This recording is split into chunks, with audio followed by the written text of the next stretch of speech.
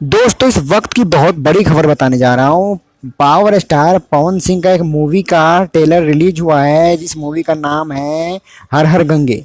दोस्तों भोजपुरी के trending star Khesari Lal Yadav ji का फिल्म संघर्ष टू को ये फिल्म बहुत बड़ा टक्कर देने के लिए साबित हुआ है। अभी जहाँ तक अभी न्यूज़ मिला है, आपको क्या लगता है कि संघर्ष टू फिल्म को टक्कर दे सकता है क्या पवन सिंह की film her her Gange? Please हमें कमेंट करके ज़रूर बताएं। और क्या हर हर गंगे फिल्म और संघर्ष टू में क्या अंतर है, प्लीज़ हमें ये भी ज़रूर बताएं।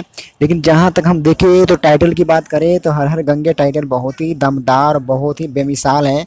इससे कुछ भी हो सकता है। लेकिन संघर्ष टू की बात करें वो भी फिल्म बहुत ही ज़बरदस्त है। दोस्तों आप क्या कहना चाहेंगे, प्लीज़ हमें कमेंट करके ज़रूर बताएं।